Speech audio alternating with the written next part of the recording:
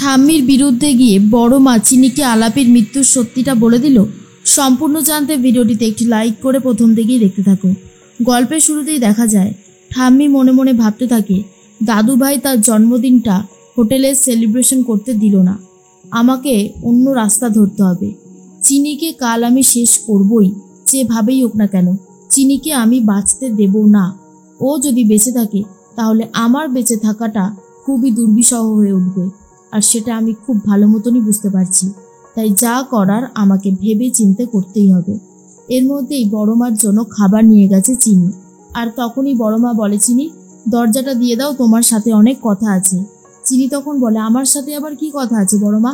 আমার কোনো কথা নেই আপনার সাথে। আপনি যখনই আমার সাথে কথা বলেন তখনই আমাকে বিপদে ফেলার চেষ্টা করেন। আমি আর আপনার কোনো কথা শুনবো না।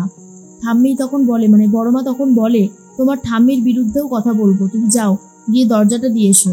এরপর চিনি দরজাটা দিয়ে দেয় আর বলে, কি হয়েছে এবার বলুন তো? বড় মা বলে, আমি জানি তোমার সাথে হেমের যে সম্পর্কটা তৈরি হচ্ছে সেখানে তোমার জীবনটা অনেক বেশি রিস্কে চলে যাচ্ছে। হেম হয়তো তোমাকে বাঁচতেও দেবে না, কারণ আমি খুব ভালো মতন হেমকে চিনি। নিজের কার্যসিদ্ধি করার জন্য হেম অনেক নিচেই নামতে পারে, সে কথা আমার থেকে আর ভালো কেই বা জানে। চিনি বলে, কিন্তু আমাকে এই সমস্ত বলছেন কেন? আমি এগুলো জেনে কি বা করবো? ঠাম্মি তখন বলে, বলছি কারণ আছে। তোমার মা আলাপির মৃত্যুর ব্যাপারে অনেক খবর তোমাকে দেওয়ার আছে। তোমার ঠাম্মির ঘর থেকে ওই গানের খাতা আর ডায়েরিটা যদি পেতে তখনই ভালো হতো। এরপর চিনি বলে, দুটো খাতা কি আদৌ আছে? আমার তো মনে হয় পুড়িয়ে দিয়েছে। তখন বড় মা বলে, পুড়িয়ে দিলে ডায়েরিটা পুড়িয়ে দেবে, গানের খাতা পুড়িয়ে দেবে না, কারণ ওর মধ্যেই তো আছে আসল রহস্য। চিনি তখন বলে, কি বলছেন বড় মা? বড় মা বলে, আমার স্বামী দীপঙ্কর আর হেমের স্বামী সুধাকর দুই ভাই ছিল। দীপঙ্কর সংসার ধর্ম নিয়ে খুব একটা মাথা ব্যথা ছিল না, বেশিরভাগ সময় কাশিতে গিয়ে পড়ে থাকতো। সেখানে গিয়ে সেবা টেবা করতো, মানুষের বাবার সেবা করত, কিন্তু সংসার জীবনে কোনোদিনও আসতে চায়নি, সেভাবে ভালোবাসত না সংসারকে। এর মধ্যেই তোমার আরও একটা খবর জানিয়ে রাখি, দীপঙ্কর সেই সময় এখানেই ছিল যখন তোমার মায়ের মৃত্যু খবরটা এসেছিল। কথাটা শোনার পরেই চমকে যায় চিনি আর বলে, তাহলে কি আমার মায়ের সাথে বড়বাবুর আলাপ ছিল, দেখা টাকা হতো নাকি?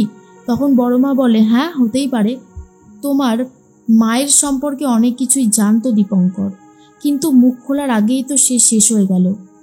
দীপঙ্কর কিছু একটা উইল করেছিল, আর সেটা গানের খাতার মধ্যে লুকিয়ে রেখে সুধাকরের হাতে দিয়েছিল, কিন্তু সুধাকরের থেকে সেই গানের খাতাটা নিয়ে নিয়েছিল হেম, আর তারপর আমরা সেভাবে কিছু জানতে পারিনি। দীপঙ্করের কাছ থেকে যেদিন জানবো ভেবেছিলাম সবটা, সেদিনই আমাদের কাছে খবর আসে কাশিতে উনি মারা গেছেন। তারপর এখান থেকে আমরা সবাই মিলে যাই, কিন্তু আর কিছুই জানতে পারি না। আমার দৃঢ় বিশ্বাস হেম ওই গানের খাতাটা ওর কাছে রেখে দিয়েছে, আর হতে পারে আলাপিকে যে বাঁচিয়েছিল সে দীপঙ্কর, আর দীপঙ্কর সত্যিটা জানে বলেই তাকে মেরে দেওয়া হলো। হতেই তো পারে, তাই না? চিনি তখন মনে মনে ভাবতে থাকে, হ্যাঁ এটা তো হতেই পারে, কারণ অসীমা সৌম্য এই কথাটাই বলেছিল, অসিতা সোম এটাই বলেছিল, আমারও সেটাই মনে হচ্ছে। এরপর চিনি বলে, আপনি আমার ঠাম্মির সম্পর্কে এত কিছু জানেন, তাহলে ঠাম্মিকে সবসময় সাপোর্ট করেন কেন? বড় মা বলে, কি করবো বলো চিনি, কারণ আমি জানি আমি যদি হেমকে সাপোর্ট না করে উল্টে হেমের বিরুদ্ধে যাই, ও আমাকেও শেষ করে দেবে। তাই তো ওর বিরুদ্ধে মুখ খুলতে পারি না। তোমাকে যতটা ইনফরমেশন দেওয়ার ছিল সবটা দিলাম, এবারে তুমি যা করার করো। তুমি যেমন একা কিছু করতে পারবে না, আমিও একা কিছু করতে পারবো না। তবে দ্রোণ তোমার সাথে আছে দেখে ভালো লাগছে। যদি তোমরা দুজন মিলে কিছু একটা বার করতে পারো, হেমের মুখোশটা সবার সামনে খুলে দিতে পারো, তাহলে এর থেকে বেশি কিছু তো আর হতেই পারে না। এরপরে চিনি বলে, আমাকে তো সেটা করতেই হবে, ঠাম্মির গানের খাতাটাই আগে নিতে হবে। অন্যদিকে দেখা যায় দ্রোণের সাথে কথা বলতে থাকে এই অপালা, আর বলে, চলো না দ্রোণ, চলো না একটু বাইরে যাই, গিয়ে একটু খেলাধুলা করি। হ্যাঁ, তাস খেলতে পারো? দ্রোণ তখন বলে, না আমার তাস দেখলেই ইরিটেশন হয়, আমার ভালো লাগে না, আর প্লিজ আপনি ঘুমোতে যান, অনেকটা রাত হয়েছে, ঘুমোতে দাও আমাকে। অপালার কাছে বারবার করে রিকোয়েস্ট করতে থাকি, কিন্তু অপালা তবুও ঘর থেকে বেরোয় না। এর মধ্যেই চলে এসেছে চিনি আর বলে, অপালা ম্যাডাম, শুধু শুধু একজন মানুষকে কেন জ্বালাচ্ছেন বলুন তো? সে তো বারবার করে বলছে আপনাকে বাইরে যেতে, তবুও কি আপনি তার কথা শুনবেন না? চিনির কথা শুনে অপালা বলে, চিনি তুমি আমাকে অপমান করছো কোন সাহসে? চিনি তখন বলে, আমি আপনাকে আর অপমান করলাম কোথায়? যেটা সত্যি সেটাই বলেছি। অবশ্য আপনার তো আবার খুব একটা ভালো লাগে না সত্যি কথা শুনতে, কিন্তু কি করব, সত্যি তো সত্যিই থাকে। এরপরেই দ্রোণ বলে, চিনি ওকে বার করে দাও, আমার ঘুম পাচ্ছে, আর তোমার সাথে না ঘুমালে আমার ঘুমই আসে না। আর এটা শোনার পর তো অপালা আরোই বেশি রেগে যায়, আর মনে মনে ভাবতে থাকে, তাহলে কি চিনি আর দ্রোণের মধ্যে সব কিছু হয়ে গেছে? না না, এটা হতে পারে না, এটা কোনোভাবেই হতে পারে না। দ্রোণ শুধু আমার, দ্রোণকে আমি আর অন্য কারোর হতেই দেব না। অপালা ঘর থেকে বেরিয়ে যেতে চিনি দরজাটা দিয়ে দেয়। এরপর চিনির ঘুম আসছে না, একবার এপাশ ওপাশ করতে থাকে। দ্রোণ তখন বলে, কি হয়েছে বলো তো, তুমি এপাশ ওপাশ করছো কেন? চিনি বলে, আজ আমি অনেক কিছুই জানতে পারলাম, কিন্তু ছোট মালিক, কোথা থেকে জানলাম, কে বলল, এই সমস্ত কথা আপনি আমাকে দয়া করে জিজ্ঞেস করবেন না। আমি বলতে পারবো না, কিন্তু আপনি আমাকে কথা দিন, আমি যে কথাগুলো বলবো সেটা আপনি কাউকে বলবেন না। দ্রোণ কথা দেয়। চিনি বলে, আমি অনেক কিছুই জানতে পারলাম যে ঠাম্মির কাছে যে গানের খাতাটা রয়েছে সেখানেই রয়েছে আমার মায়ের মৃত্যুর আসল কারণ। সেই খাতাটা যদি একবার পেতাম তাহলে অনেক সত্যি বার করতে পারতাম। দ্রোণ তখন বলে, বেশ, তুমি যখন খাতাটা চাইছো আমি ওই খাতাটা তোমাকে পাইয়ে দেওয়ার ব্যবস্থা করব, কিন্তু এখন অনেক রাত হয়ে গেছে, ঘুমিয়ে পড়ো। ঠিক সেই মুহূর্তেই ঘড়ি ঘন্টা বাজতে থাকে আর 12টা বেজে গেছে বুঝতে পারে চিনি। তাই ছোট মালিককে জন্মদিনের উইশ করে। এরপর দুজন মিলেই ঘুমিয়ে পড়ছে। সকাল হতেই চিনি খুব সুন্দরভাবে ফুল দিয়ে ঘরটা সাজিয়ে দিয়েছে।